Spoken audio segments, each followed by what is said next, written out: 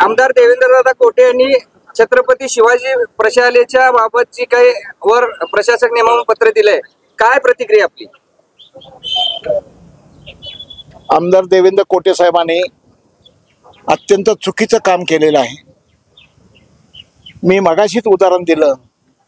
मनोहर सपाटे त्यांच्या नजरेतनं दोषी असेल, मनोहर सपाटेने काही गुन्हा केला असेल तर मनोहर सपाटेंच्यावर केसेस केल्यात आले असतील. मनोहर सपाटे अपात्र असेल तर निश्चितपणानं मनोहर सपाटेवर त्यांनी कारवाई करावी, त्यांच्यावर काय करायचं ते करावं, पण तो त्यांचा अधिकार आहे. परंतु एखाद्या संस्थेला मध्ये घेण्याचं काय कारण आहे? एखाद्या संस्थेला मध्ये घ्यायचं काय कारण आहे? म्हणून म्हणलं, जखम जर हलकटाला असेल तर इंजेक्शन पकडलेलं का करता? म्हणून माझं असं विनंती आहे देवेंद्र कोटे साहेबांना की समाजाला शिक्षा देऊ नका. समाजाने तुम्हाला निवडून दिले, तुमचं एक पद्मशाली समाजाचं घर आहे आणि या बहुजन समाजाच्या पट्ट्यात तुम्ही निवडून येत आहे, म्हणजे समाज तुमच्यावर प्रेम करतो. त्या समाजाच्या मताला आणि त्या समाजाच्या प्रेमाला डावलू नका.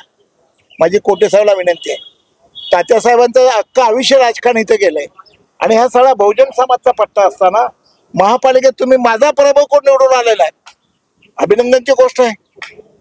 आणि मग जर माझा पराभव करून तुम्ही निवडून आला असाल आणि तुम्हाला बहुजन समाजाने सहकार्य केलं असेल तर त्या बहुजन समाजाचं भूषण असणारी, त्या बहुजन समाजाचा आत्मा असणारी शाळा गेली 65 वर्षे ही शाळा चालू आहे. हो, आता 17 वर्षात जाणारी शाळेला तुम्ही संपवायला निघाला.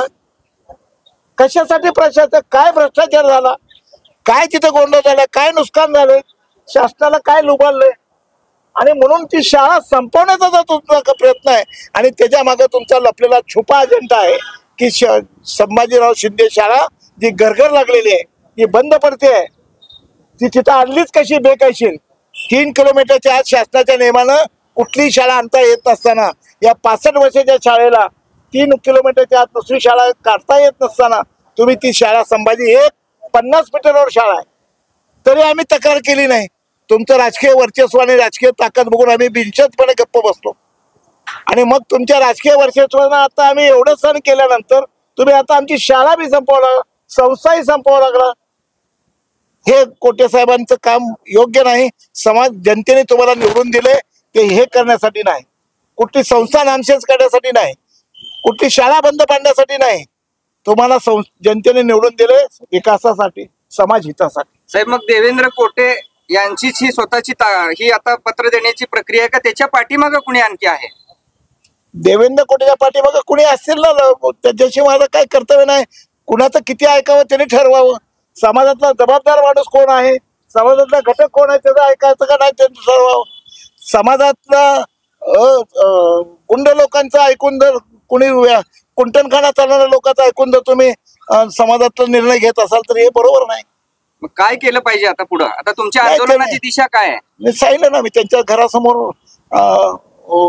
लाक्षणिक उपोषण चालेल, जन आंदोलन चालेल आणि सगळ्या गोष्टी चालतील. मध्यंतराच्या प्रकरणामध्ये तुमच्या विरोधात मराठा समाजातले बरेचसे लोक गेले होते, ते तुमच्या त्या प्रकरणात गेले होते. आता मराठा समाजाची शाळा संपत चालली आहे, संपवायचा प्रयत्न होतो, तर त्या मराठा समाजाच्या नेत्यांच्या घरी तुम्ही जाऊन काय विनंती करणार? त्या नेते गेले त्यांच्याकडे, जे नेते माझ्या विरोधात आंदोलन केले त्या नेत्यांना ते कोटे साहेब हाताशी धरून आपला स्वार्थ साधतायत. त्या नेत्यांना माहित नाही कोटे साहेबांनी आपला स्वार्थ साधतायत. शिंदे साहेब प्रशालेला गरगर लागली आहे, शिंदे प्रशाला बंद पडते आहे, शिंदे प्रशाला मुख्याध्यापक नाही बंद पडते आहे आणि म्हणून शिंदे प्रशाला वाचवण्यासाठी या नेत्यांना हाताशी धरून, शिवाजी पिसाळाचा इतिहास आहे ना शिवाजी महाराजच्या राजकारणात, मग याच मराठा नेत्यांनी हेच शिवाजी पिसाळाचा इतिहास पुराण जन्माला येतोय. मग याच मराठा नेत्यांच्या घरी तुम्ही जाणार आहात? हो, निश्चित जाईल ना. काय आवाहन करणार आहेत त्यांना तुम्ही?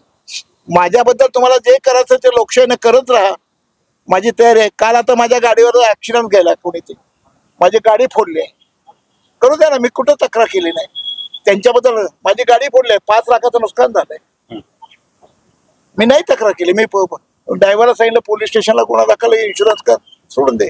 माझी इनोवा गाडी, नवीन गाडी, काल दगडफेक केली, फोडून टाकले, एका टेम्पोने अशी धडक मारून संपवले. मी आहे समजून धडक मारली. तुम्ही मध्यंतरच म्हटलं होतं तुमच्या हत्येचा कट रचलेला आहे. हो झाला ना. तो काल प्रयोग झाला ना. पहिला प्रयोग काल झाला. काल पहिला प्रयोग झाला. कुठं कुठली आहे गाडी ती? दाते गणपती. मी माझ्या मुलीच्या घरी राहतो. दाते गणपती कुणी फोडली मला माहित नाही. बरं हा बरं. घटनाक्रम सांगा. सुरुवात झाली मला संपवण्याची. अहो घटनाक्रम सांगा की तुम्ही मुलीच्या घरी राहताय. हो ना. कसं हा पुढे काय झालं मग? नाही, काय त्या विषयाकडे जायचं नाही हो मला. अहो तुम्हाला तुमचं जोर जर का आलं हो घटनाक्रम असा आहे. एक लक्षात घ्या, मी माझ्या मुलीच्या घरी राहतोय. परवाच्या प्रकरणापासून मी शिवपार्थिव लॉजवर राहत नाही, कारण तिथं राहणं सुद्धा मला कठीण झालं. परत तो विषय येतोय म्हणून मी तुम्हाला छत्रपती शिवाजी प्रशाला वाचवण्यासाठी तुमच्या आंदोलनाची दिशा सांगा. आता लाक्षणिक उपोषण आहे, परत अमरण उपोषण आहे, परत ह्या सगळ्या नेत्यांना विनंती करण्याचं आहे आणि मुख्यमंत्र्याकडे जाण्याचं आहे. सगळीकडे जाणून हे करणार आणि शेवटी हे सगळ्या जनतेच्या न्यायालयात जाणार. जनतेच्या न्यायालयात नाही म्हणत तर कोर्ट कायद्याचं न्यायालय.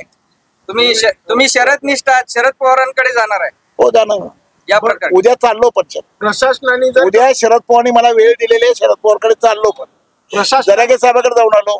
जरागे साहेबांनी स्वतः सांगितलं की जन आंदोलन करा आणि जन आंदोलनाच्या द्वारे त्या आमदारांना सांगा. जर का प्रशासनाने तुमच्या आंदोलनाला परवानगी नाकारली तरची भूमिका काय असेल? नाकारली ना आता. मग काय असेल भूमिका? नाही पुढची भूमिका कायद्याच्या पुढे मी मोठा नाही.